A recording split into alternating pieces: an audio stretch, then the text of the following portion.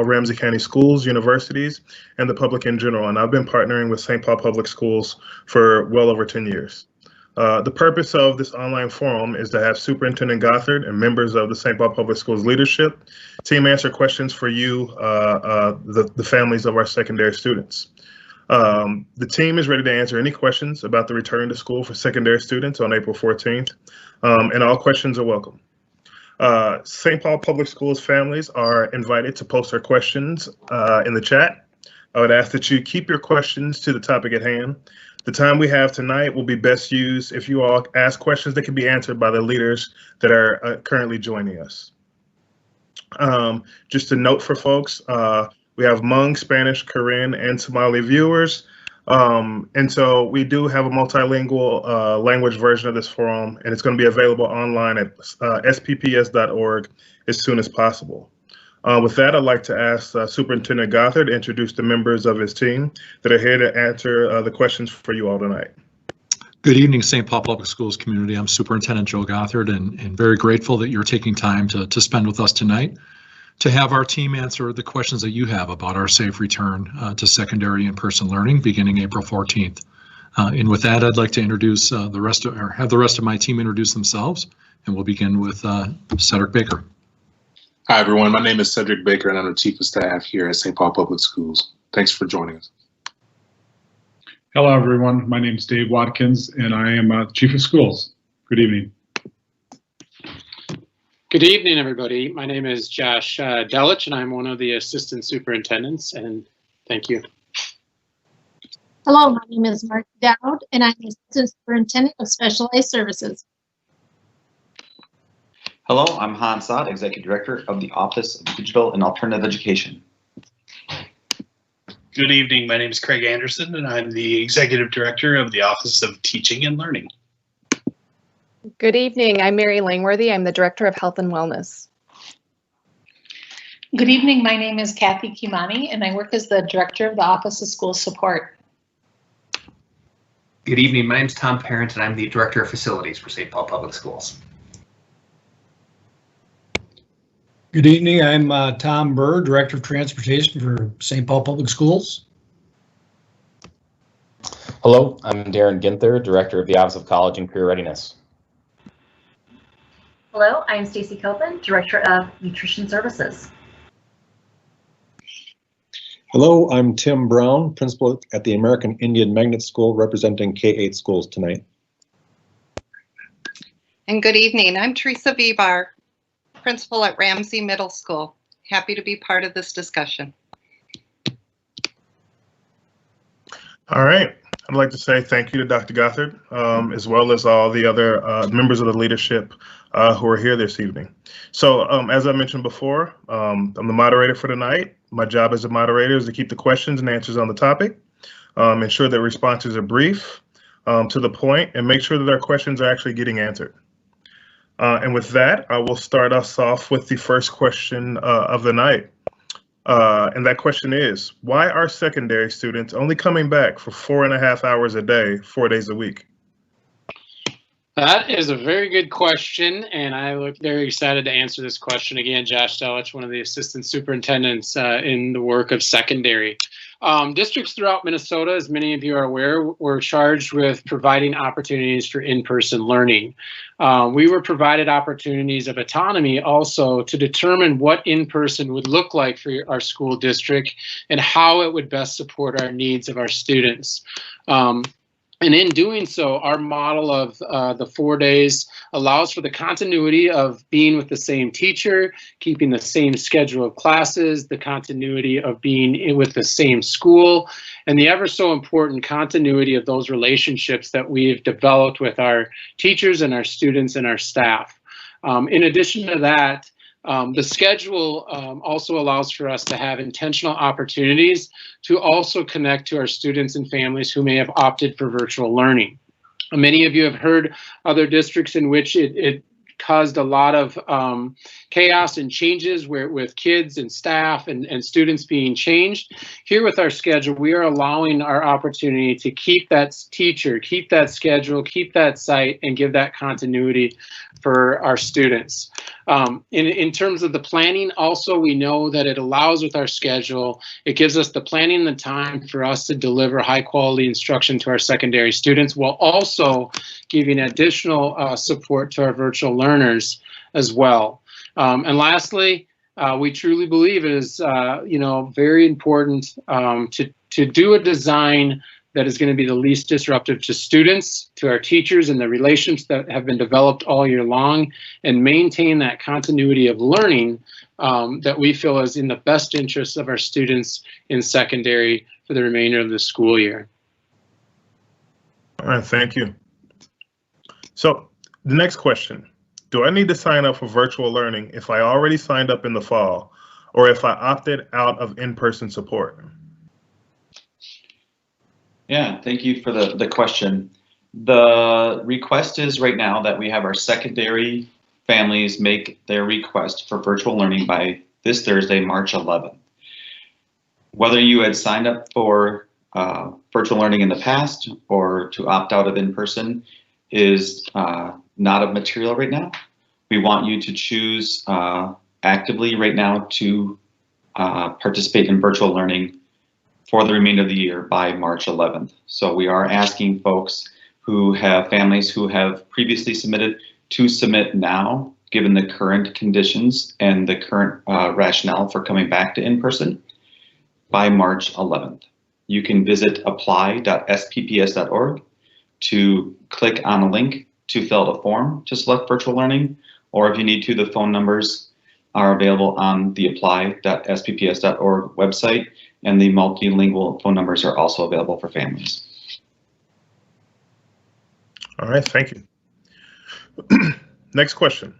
Why are school start times changing for the secondary in-person model?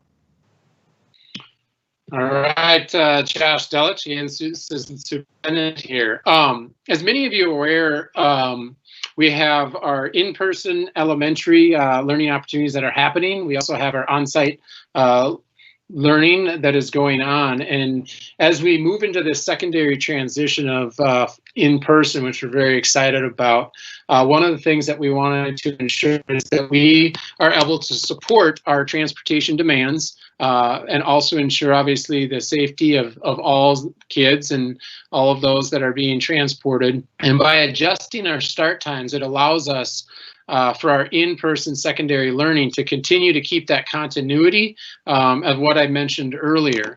And the schedule also allows us to stagger routes in a way that will allow us to sustain the routes and the programs that we currently have going on throughout the remainder of this school year.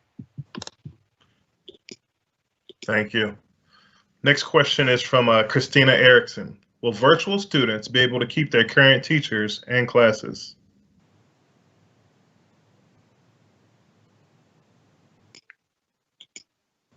All righty. That is, again, I'm coming back. Boy, hopefully you're enjoying listening to me. But what I can share with you is yes. The design that I shared earlier is our intent is to keep that continuity and those relationships that our virtual learners have established with those teachers. And throughout our schedule design, the way it's set up, that there's opportunities in which they would even be able to experience the relationships with the kids that they've developed virtually. So we're very excited about that. Excellent question. All right, next from a Vanita Branby. Will there be rotating shifts of students so classes and hallways aren't overcrowded? For example, will seniors go on certain days, freshmen on others? All righty, so one of the items that I'd share with you again would be we had a analysis done through our buildings regarding looking at what it looks like in schools, from hallways, passing periods, common area places. And throughout the course of a school year and prior to, there's also signage, which I'm sure you've seen, arrows down there directing students and addressing where the flow of traffic will be to make sure that we are maintaining the appropriate distance and making sure that students are not loitering in areas that they need to. I also would like to call on just kind of one of our principals here on the call that could also talk about how they are approaching working with what the question you've asked regarding just the rotating of students and how they've set that up. And I see Dr. Brown, you're up there, sir. Thank you. Yeah, thank you. We just today met as a team with middle school, and one scenario we're playing with, we're not sure how this will work exactly yet, but one scenario was simply what would happen if we doubled our passing time and released half of the students, at first, they got settled, released the second half. So we're trying to play with that right now, just so there's not the crush in the halls for passing. So that's one scenario we're trying to work through.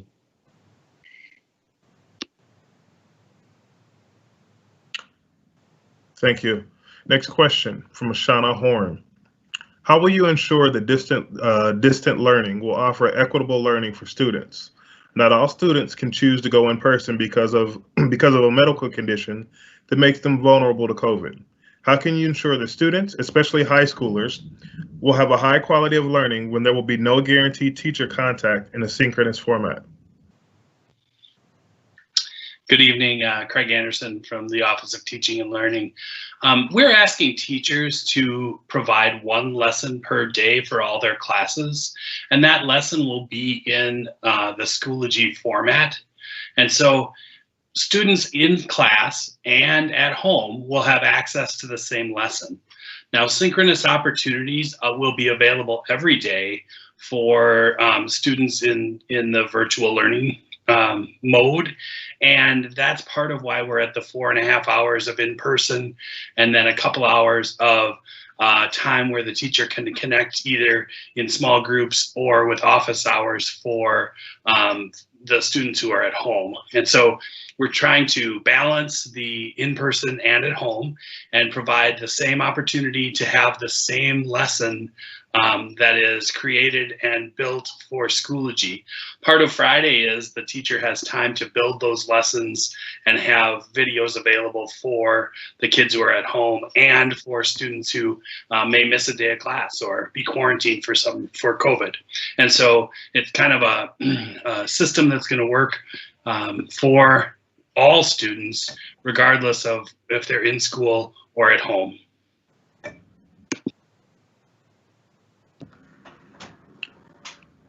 All right, next question from Valerie Tremolette. How much of the in-person class time for the remainder of the year will be used for MCAs and standardized testing? That's a very good question. I also send that over to Mr. Anderson, but one of the things that I would offer from a school standpoint is we're going to look at every opportunity to try to support, obviously, the standardized testing, but also balance how do we continue with the high quality of instruction that we want with in-person. So that, of course, is going to be a balance that we will work through as we get more guidance on standardized testing and MCAs. But also reiterating that we want to continue with that instruction and the in-person learning for our students. And with that, Mr. Anderson. Yeah, and the answer I have right now is I don't know. The U.S. Department of Education has given guidance to the states, and that guidance is in the form of the ability to ask for waivers to modify the schedule for the Minnesota comprehensive assessments. And depending on what the state of Minnesota chooses to do, and if they choose to ask for those waivers, we'll have a different testing timeline. Currently, we're planning for the regular MCAs being taken in the spring as we always do, and that amount of time would be the same as always. If the Minnesota Department of Education asks for a waiver and is granted that waiver from USDE, there may be a change. All right, next question is actually a question from Facebook from an Amanda Passo. Will they do all classes in school or just some? Yes, that is a great question, Amanda. Yes, we are aimed to make sure that we have all of the classes that a student would have signed up for in the current classes that they have and offering those. However, you may see a variation based upon what the school sets up in terms of if they will do all of the courses throughout a given day, or if they may block them based upon their schedule. But at the end, they will make sure that every course that a child signed up is, that they would receive those classes through the course of the week. And with that, I'm going to also call on Principal Vibar, if you want to just kind of give an example of how you guys are approaching schedules for students. Happy to share our schedule. We're very fortunate that our current distance learning and on-site support schedules are going to drop into our in-person. So that transition for students is very minimal. We have an AA day and a BB day. So the first A day is periods 1 through 3, and the second A day is periods 4 through 7. And then B day happens similarly. So students will have 4 opportunities to connect with classmates and teachers while in person. All right, next question from Joanne Clark. How are you communicating with parents? Yeah, Ms. Clark, appreciate the question. One of the things I'd share is we've been really partnering, and a big shout out to our communications on the messaging, whether it's our website, social media, emails, robocalls. We also have our sites, which I'm going to have Dr. Brown share about ways in which they're approaching communicating with parents, the specifics about what it's going to look like for their sites. In addition to the call outs, we also have the site messaging that will be occurring with you. And then doing a forum such as this to try to get the initial understanding. And then we also have our sites that are currently in the process of giving site overviews to their community, which will also be following up with more specifics about what does in-person mean at our specific site. So with that, I'm going to turn it over to Dr. Brown to just talk about what they're doing over there at his site. Thank you. Lately, I fear that some of our families may be getting email fatigue and not sure to cut through the clutter of what to really read and pay attention to. I can say that as a parent myself with some students in the secondary in a different district. So what I've learned to do the last few weeks here as a principal, I'm just doing kind of my own YouTube clip, very short, maybe 60 to 90 seconds, boiling everything down as best I can to some very specific talking points of what is happening for this latest iteration here at Ames. And then I'm sending that out Blackboard through email to my families. But still before that, my family liaison is crafting messages, and we're emailing and texting families as well. But I found to cut through the clutter, to get to the bottom line, I'm doing a quick YouTube video of myself just to have a talking head kind of clarify right now through the clutter. Allow me to ask a follow-up. Can you kind of elaborate a little bit more on like maybe the frequency of communication, and also if there's any certain things that you all are actually emphasizing in that communication? Yeah, it's been every few weeks right now. It'll probably ramp up here as we go to the 14th of April, maybe even weekly. And right now the emphasis has been on families about making sure that they get their numbers in by their requests in by the 11th right now. Right now it's kind of the timeline. As we get closer to the end of the month, it'll be more about the specifics of what the school will look like and the programming. Thank you. Next question from Scott Mickelrath. For students that remain virtual, what would the differences be, and how different will it be? So really, compared to how, if they've been virtual the entire time, it should not change too much. Some of the scheduling around when the synchronous times are, when the office hours are for the teacher, and those details of the school week may change just based on the fact that we're going to have students in person. However, the standards are the same, and the teachers will be teaching the full coursework using Schoology for all of their students, and creating one lesson for students who are at home and students who are in person. And so that one lesson will be the same, and they will have opportunities to interact with their teacher. However, the times may change a little bit. All right. Next question from, I believe it's Leah Greenside. How is it equitable to provide in-person students with 4 hours of instruction per day, but no live instruction for students in virtual learning? Yeah, so appreciate the question. One of the things that I'd share with our design is we have developed a schedule in which teachers will have opportunities to connect each day with students that have opted for virtual learning. They, of course, will be determined on how the site will work that, if they're going to conjoin classes so that they would be able to support the students on a Monday, and then if it was another group on a Tuesday, Wednesday, Thursday. Also, we have our Fridays that are given opportunities for our virtual learning. And so with this instructional design that we do have here, it allows for virtual learnings to get connected to courses each week or have opportunities. And then also I'm going to turn it over to Mr. Anderson to provide additional information as well.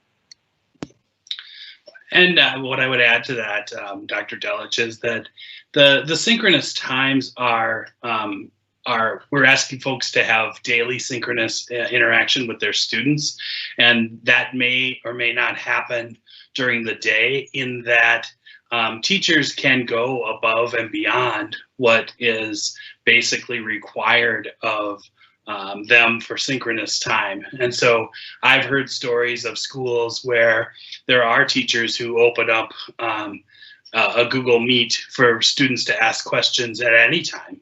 Or they have they'll have small groups where there are students getting together more frequently to discuss the information and the topics. And so I see Principal Vibar popping up too. If there's something that she'd like to add from the field, I think that's appropriate. My Ramsey Middle School teachers were concerned about scheduling the office hours. We had looked at a schedule where everybody would have the same office hours, so it would be consistent for students and families to recognize that's when they should be connecting.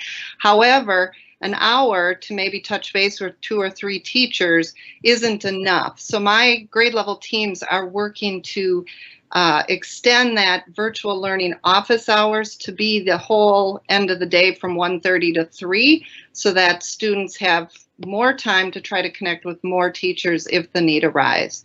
And teachers are going to be sitting in their Google Meets waiting for students to jump in and collaborate with other peers in that space. Thank you. Next question from Janelle Bates, I think that's how you pronounce it. How or when will parents be notified of positive cases in their schools, with secondary students coming into a lot more people in general than elementary students are, as they change classrooms much more often and do not stay with the same group of students in general? Great question. Thank you, Janelle. So we have our COVID reporting system that we utilize to learn of positive cases that are in our student and employee population. When we learn of that positive case, we do work really closely with the administrator at that site to help determine where that person was, what their schedule was, who may have had close contact with that employee or student. And then we do from there notify our families or employees who've been identified as a close contact to someone that tested positive and send that information out.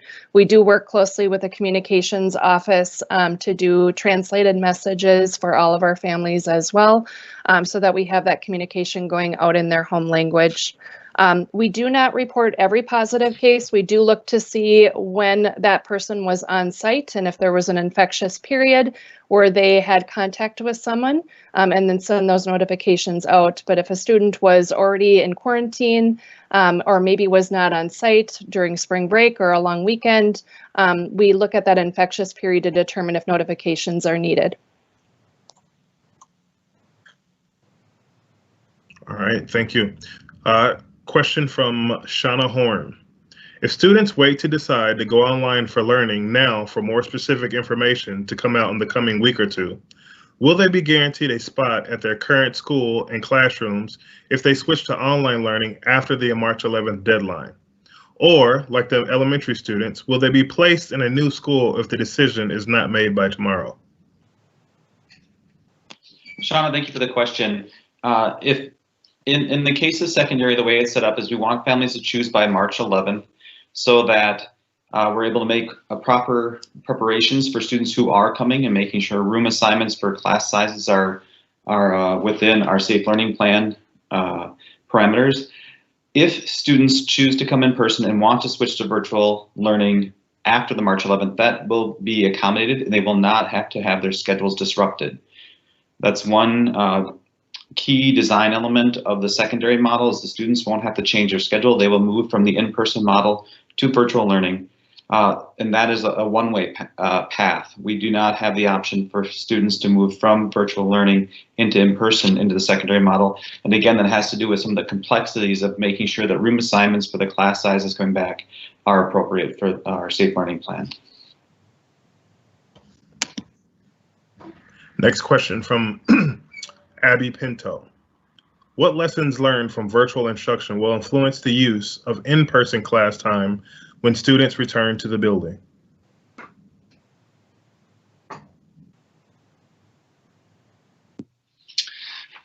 So we have learned a ton of information being virtual and then being in person, especially with the different levels of students. And we really have learned that relying on our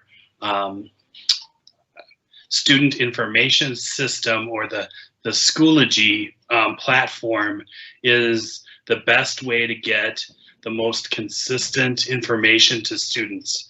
They all have access through their iPads and they've been using these iPads for years. We haven't always had consistency with what classes and courses look like. And so we've developed consistent courses to match what's necessary to go through a school day in an asynchronous way or a anytime kind of a way, and so that students can still get all the information of school from their teacher, and teachers can still follow up with students, but it's organized differently than when we're face-to-face. Blended learning tells us that we have more opportunities for engagement with individual students and small groups of students when they do come on site. And so while it'll be the same lesson and the same instruction for at home and on site, teachers will have additional opportunities when they are with the students to, you know, read their body language and understand the different things that happen when you're face to face. Blended learning allows for the best of each, and we're hoping for and striving for the best of each during this pandemic.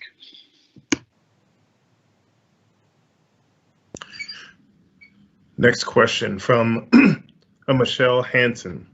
Will students have 5 days a week in person by the fall as an option? Thank you so much, Michelle, for asking this question. I was just asked this about an hour ago in an interview, what the fall will look like. And I think just for a minute, if I could go History Channel just for a moment. You know, last March 15th, 2020, we received Executive Order 2002 on a Sunday from Governor Walz that essentially shut all Minnesota schools with a planning period in between. On July 30th, we received Executive Order 2082, and that was the Safe Learning Plan. So it laid the framework for what our different iterations of reopening were for St. Paul Public Schools and all schools and school districts in Minnesota. I think right now I would have to say that we are going to have to wait for continued guidance from the Departments of Health and Education and from the state. We are still obviously experiencing COVID-19 as a community. I'm very happy to say that our cases in Ramsey County have declined steadily and seem to be going in a very good way. We're the lowest, at least in terms of how school districts chart the data for cases per 10,000. Ramsey County has the lowest number of the metro counties, and hopefully that can continue. And I think my goal in the way that we're working together right now, obviously to bring back our students pre-K through 12 to be in person, is our way to demonstrate that we can do this safely, we can do this well, and we have every hope that we can open up in the fall and have 5 days a week being an option. There's a lot that will have to take place in between there. We haven't even talked about vaccines for people under the age of 18, and you know, hopefully throughout the summer we can continue to have our communities be vaccinated and begin to think about our school age young adults. I'd also like to say that I think that that's a question that more aptly could be answered by saying that that's a question that everybody has a hand in working together and partnering with and giving an answer. And the reason for that is because it depends on how well our school systems are in place, but also how well that our community members are following rules and recommendations outside of, in their homes and outside in their own communities. As we've seen lately, the Minnesota Department of Health just had a press release last week about a particular county here in Minnesota that had a 62% increase in COVID. In one of the variants. And as a result, that particular county has had to, for a couple weeks, shut down club sports, school athletics, and gyms and stuff like that. So this is truly a situation where we really have to be collaborative and making sure that if we want to go back to 5 days of in-person learning, that has to be something that we all collaborate to make that happen. Next question from Ms. Janelle Bates once more. Is there a sense that all or most teachers will have been vaccinated by the April 14th date? Would you like me to jump in, Dr. Gothard? Maybe, yeah, why don't you start, Mary, and I'll see if I can maybe pick up some things at the end as well. Sure, that sounds great. So we've had two paths. One is from the state plan to receive vaccination, and that has certainly ramped up a lot more recently with a lot more opportunities for our staff to get vaccinated, lots more local clinics. But in addition, one of our partners here, William Moore, and his team, we've been able to have a larger allotment from Ramsey County where we can also work locally to address those staff that remained that have not been vaccinated. Our best estimate is probably 70 to 80% of our staff are vaccinated for those that are interested in getting it. Even this week, we have another opportunity for our staff to receive the vaccine this coming Saturday. We have an allotment of 600 vaccine for the second dose to happen again in April. But we'll have regular allotments every week now moving forward, which is a great opportunity for in the coming weeks to really finalize anyone that is choosing to get vaccinated pretty quickly here. But we're in a good spot compared with where we were a month ago for sure. You know, the only thing I'll add, thank you so much, Mary, is that if you know of anyone, our families or are part of the district who is struggling, who hasn't had that opportunity, please have them get a hold of myself, Mary Langworthy. There are state vaccine emails and resources that people have. We are here to help make sure that we can provide an opportunity for vaccines for all of our staff. Thank you. The next question is from Gabriela Cervantes. How can you guarantee that students will have the same teachers in virtual learning if those teachers will be in school teaching in person? The impression we've been getting from my son's high school is that they will only have 1 hour to meet with their teachers. Yes, Gabriel, thank you for that question. One of the things that I'd share with you with the instructional in-person design that we are using here in St. Paul, it allows us, as mentioned earlier, to keep that continuity with the teacher. So your child would be able to have the same teacher. And the way we set up our schedule is that our teachers that would be working in person with students would be working in person. And the way the schedule is set up for that modified time of the day allows our teachers to then go back into the virtual learning and be able to support our students in their learning. In addition to that, I think we might have a couple of our principals, Principal Vibar or Dr. Brown, if you want to share anything on how you guys have been approaching this and working with your sites. We are encouraging teachers to make sure that they're doing videos in their lessons so that the delivery is not just words on a screen, but also their teacher teaching and providing insight into the lesson. I do have teachers who are talking about how they can have their Google Meet open while they're instructing. That is not a requirement of teachers, and it is very difficult to do.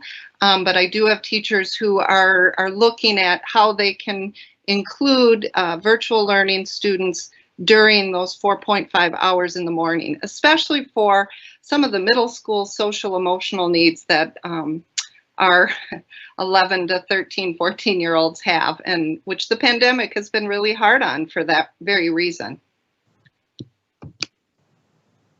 Same at Ames. They're a little tricky here with the K-8 because some of our specialists, for example, music and PE teachers, we share with the elementary, but we're able to pull this off because we're doing some innovative scheduling.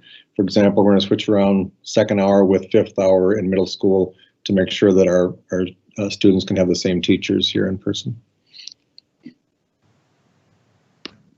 Thank you. So the next one, we have another Facebook question from a Sonia Helmy. What about band, wind, brass instruments in particular? So good evening. Thank you for the question.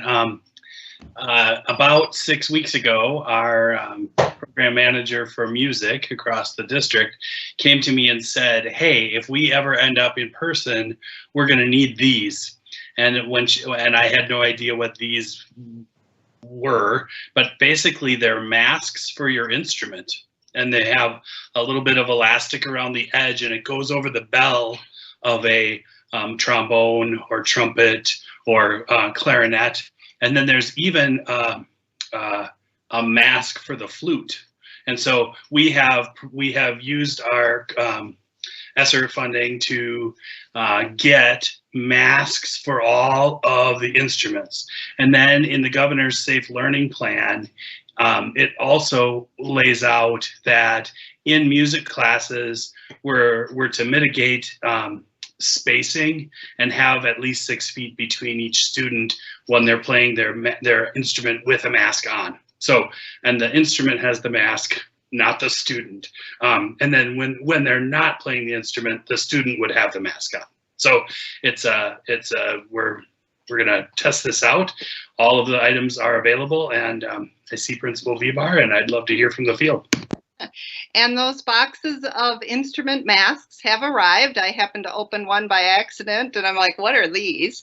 But our band instructor at Ramsey is super stoked. And just regarding the spacing, if you think back to most band, orchestra, music rooms, they're one of the larger rooms in the building. So we are very confident that our orchestra and band will be able to gather and actually play together instead of playing primarily virtually as they have thus far. So the masks for the instruments have arrived, and instructors are exploring how to make the best use of them. Thank you. Appreciate those answers. So next question is from actually a Ms. Rita Goodrich. Why can't students wait to return to school until vulnerable family members are vaccinated? It's difficult to know over 30 days out where vaccinations will be once school starts. Rita, thanks for the question. We know this is a difficult decision to make for some families, and I appreciate the question. We are appreciative of the recent message from the state and the governor around the increased availability of vaccines for family members and our citizens in St. Paul, in the state of Minnesota. So we're really hoping that that information is helping to guide families and what might be available by April 14th. But again, with the complexities of setting up the secondary schools and making sure that those classrooms are set up appropriately for the number of students, as we talked about with music or whatever the class might be. We want to make sure kids can be spaced out and we can be ready to receive our students on day one of in-person learning.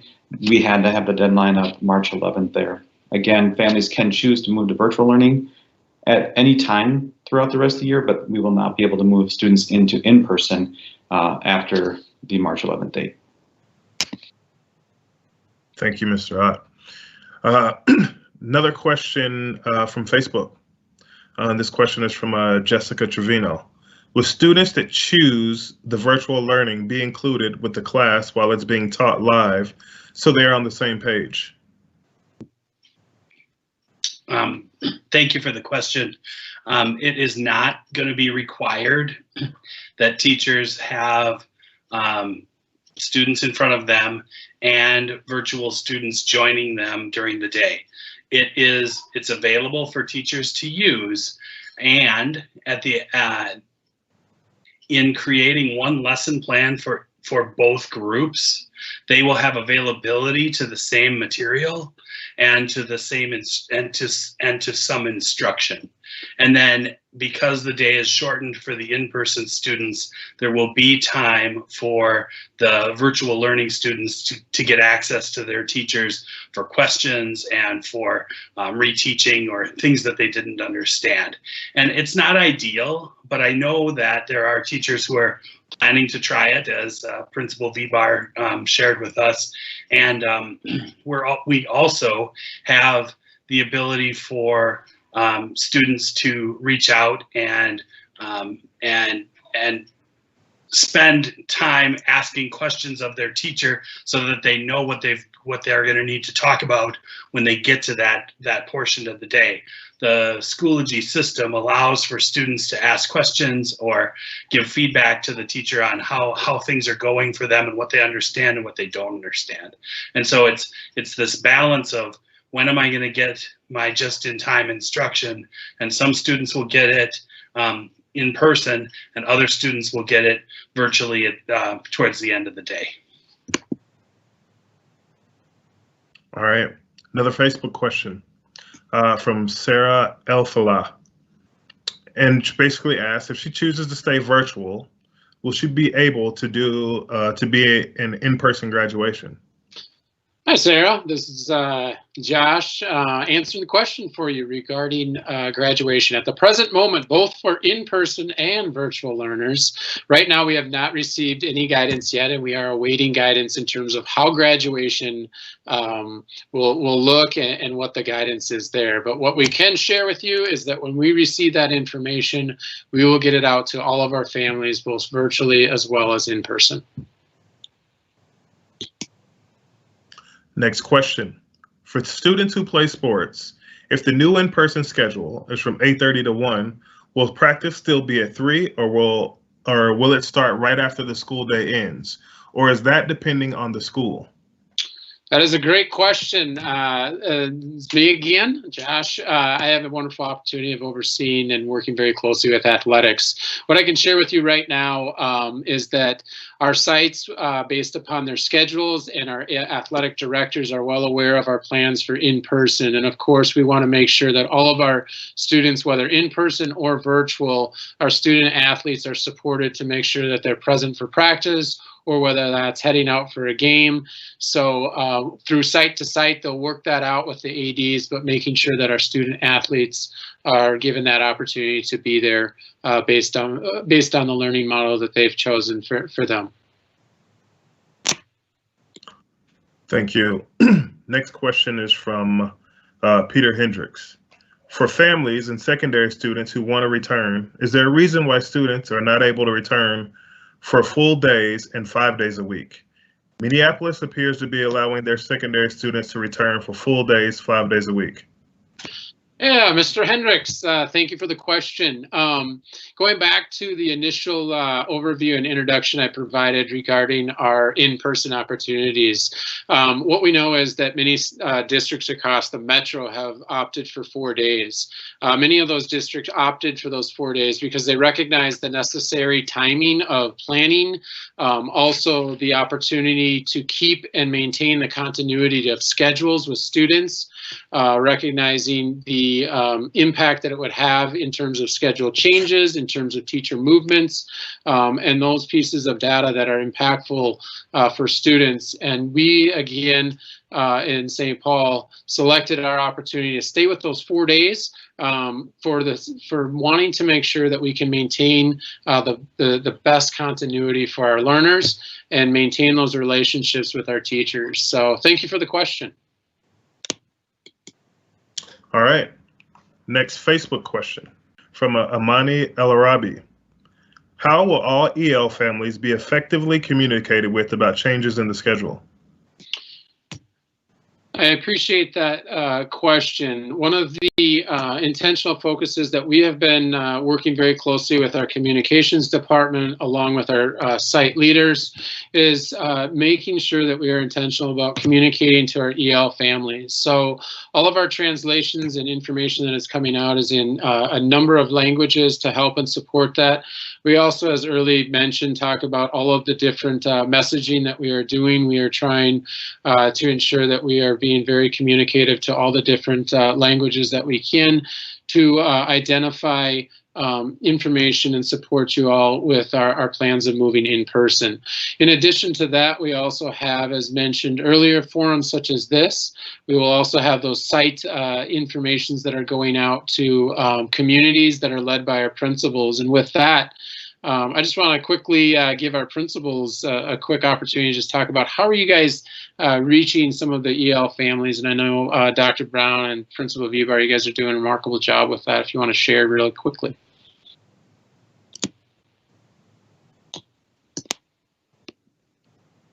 I have leaned into the district communications office and utilized the presentations in the languages that are available to us, using the robo system, the Connect Ed, to push these out. I do have a couple of staff who work at Ramsey that are supporting me with some of those specialized cases. But I'm grateful that St. Paul has such a hardworking team of communication experts with all of the different languages that of the families we service. Same at Ames. We're blessed here at this building to have two remarkable interpreters here on site, and they know our families very well. And so by the time I give them a document to translate, they already come back with some questions and can help refine it for our families and help me tweak the message before it even goes out. So we do that with Hmong and Spanish here at Ames. They're the primary languages we have at the building. Thank you. Next question from Kim Nichols. Was there any consideration of a hybrid model? And what will the procedure be for a COVID outbreak, for example, in a classroom or other area of the school? Ms. Langworthy, do you want to start with the outbreak and then I'll talk about the hybrid? Sounds great. So we always start with the first step of making sure that we're identifying and isolating the person that is either sick or tested positive. From there, we work to identify close contacts that might need to be quarantined. That might be an individual, that might be a classroom quarantine, it might be a temporary shift to distance learning for an entire grade band if we have multiple classes that are affected, or multiple classrooms that are affected. And then potentially an entire site. So we do look at that data regularly. I review that throughout the day, every day right now. We look at the number of cases that may be in a particular building to look at making decisions. We also consult with the Minnesota Department of Health as needed and kind of lean into their expertise and their guideline recommendations. And then over to the hybrid question. Yes, we did consider the hybrid. One of the things for those that may be familiar with hybrid, you oftentimes end up cohorting students, and that gives them a possibility of two days on site. And so if I was a student, it could be I would be there Monday, Tuesday, and I wouldn't be back until the next Tuesday.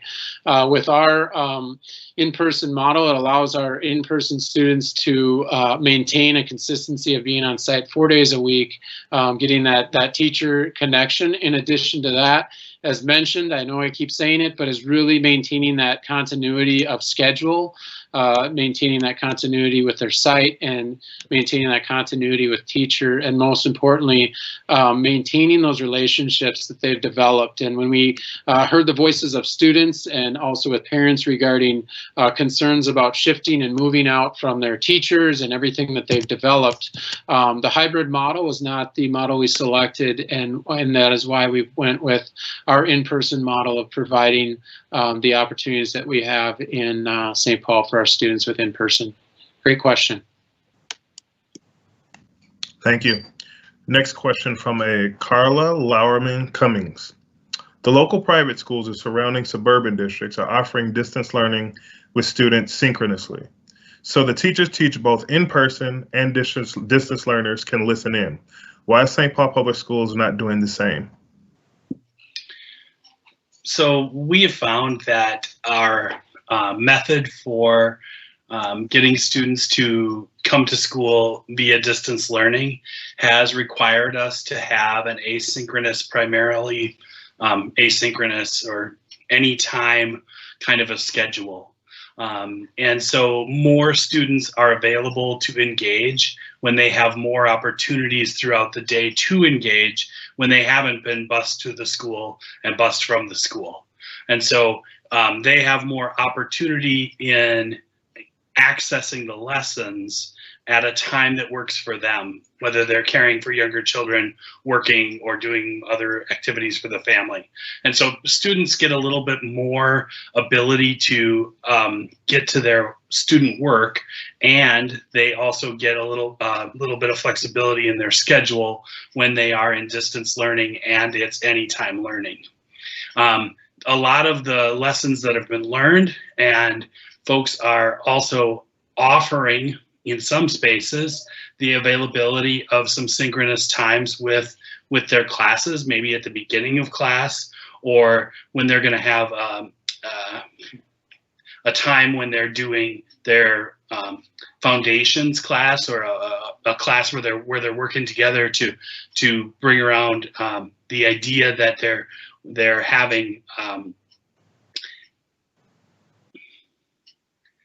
So if it's a social emotional portion of the day where they can offer that synchronous time or same time event for students who are at home and at school.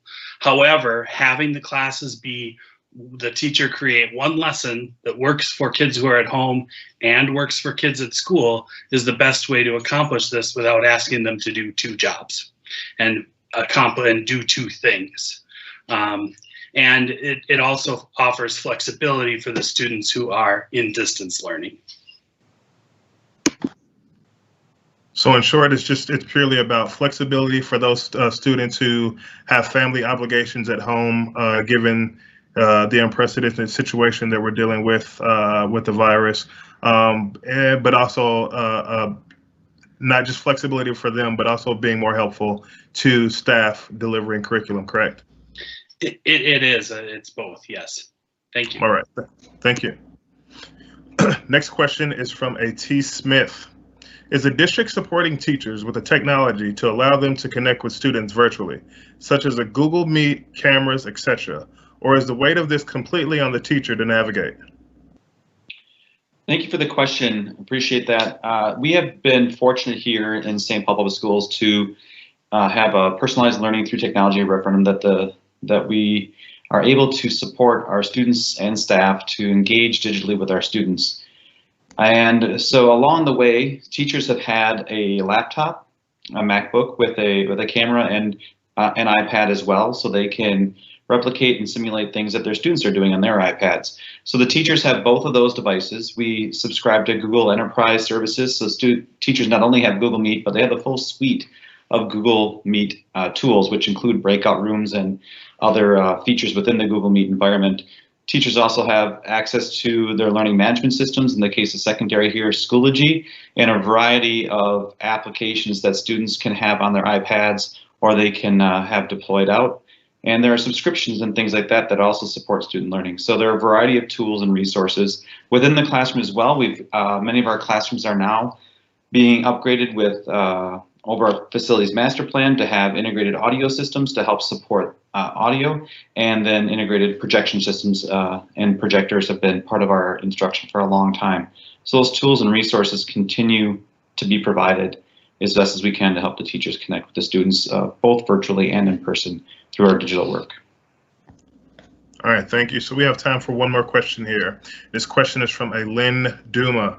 Will the grading structure return to the usual A through D for the fourth quarter, or will the modified structure, or will the modified structure P for any passing grade less than a B remain?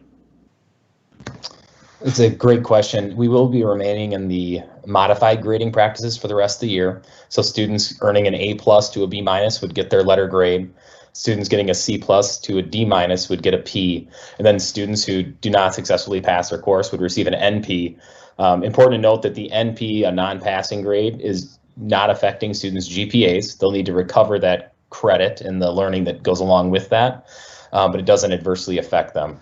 And the last piece I wanted to add with that is this is aligned with what some local colleges nationwide are doing. The University of Minnesota is allowing passing grades that are GPA neutral. And for our student athletes and families with student athletes who are concerned about is this going to affect NCAA eligibility?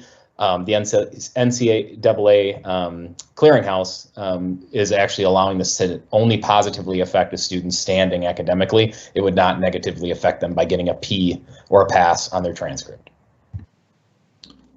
All right, thank you. So that's all the time that we have for questions here this evening. I'm going to pass it over to Superintendent Gothard to finish off.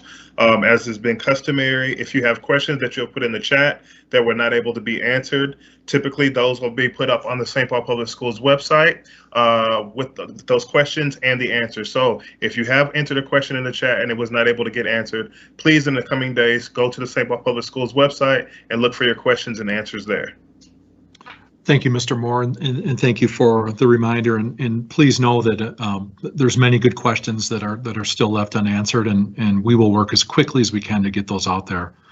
Some incredibly important ones, and I can tell, being an SPPS parent myself, clearly this is impacting each of you differently in terms of the support that you want and what you desire for your student and in St. Paul Public Schools. And please know that we take that seriously, and we really want to try to be there for each individual. And that's truthfully what's made this an incredibly challenging year for us, in making sure that decisions we make are impacting our students in a way that all can be successful.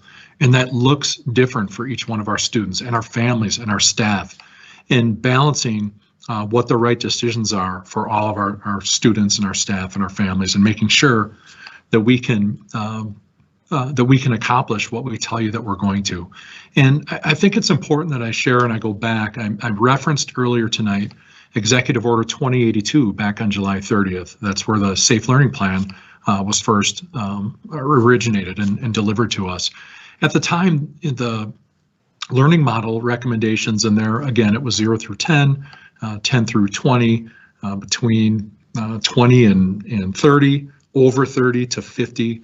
There were various ranges in there for the learning model that it recommended, from full distance to hybrid to in-person, and it was a little bit different for secondary and elementary. But the first number that we got was 23. That was back in early August when we first got the plan, and again, we'll get another data drop tomorrow for the Thursday Minnesota Department of Health data for Ramsey County.